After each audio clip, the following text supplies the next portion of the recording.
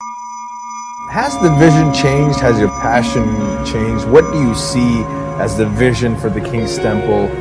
As I said, it was the desire, the passion to teach the word, because I see the value in knowing the truth and applying the truth to experience God's power. And so the tagline we have, or the vision statement we have for the church is building lives through the word of faith. I intend to always be consistent and in teaching the word of faith, so that people can learn how to stand on the word and experience God in various areas of their life. As far as that is concerned, we're consistent. For the last 37 years, we've been doing that, and I believe that will be the hallmark of this church. We are a church that believes in the word of faith. Building lives through the word of faith, that's the vision statement, but it's much more deeper than that. I mean, the life of the church, the community in the church, there's a great emphasis on loving for people and caring for people, praying for each other, and overall we see there is a spirit of excellence. Talk to us about all of this. I mean, how did that obviously didn't happen overnight. My passion was to teach, so I really did not have the heart of a shepherd. I didn't really have a heart to really care for the people or understand the importance of loving people, having compassion toward people. But as the church, which was started unintentionally, but God had a different plan for my life, I should say our life, because I cannot neglect the aspect that God joined me to a wonderful woman, my wife today, and this was only 4 years after we started the church, and together we have labored all these years, and she became a real great asset in the ministry because she would take care of the people. She had a greater heart, and even now people in the church would know that she's the one that's calling them on a regular basis, praying for them. If there's any need, the first call comes to her, not to me, and the people know that I'm not that kind of a person that is very personal, gets involved in personal matters, but I'm available to pray for them. But it's mostly my wife, Pastor Merlin, who does that. And so as I began to grow and I saw, okay, now I understand that this is what God has called me to do. And so I began to learn what real pastoring is. And so I've started getting people that will become my strength where I'm weak. So this is how it all began. But right now, I'm really insisting that people understand what real church is. Real church is not just preaching the word, but preaching the word is a very important and the most important component, but at the same time that we need to love one another. And I began to see different scriptures. The Bible says, pray ye one for another. So I want to bring that. I want to change I want God to help us change the culture of the church, where people are concerned for one another, they love one another, and they pray for one another. In fact, the Bible says, first, when we start caring, take care of the household of faith first. That means take care of the people in the church. So I'm trying to preach and share that truth, so people will get that, and we can become a people that love one another, care for one another, pray for one another, and also pray for people outside.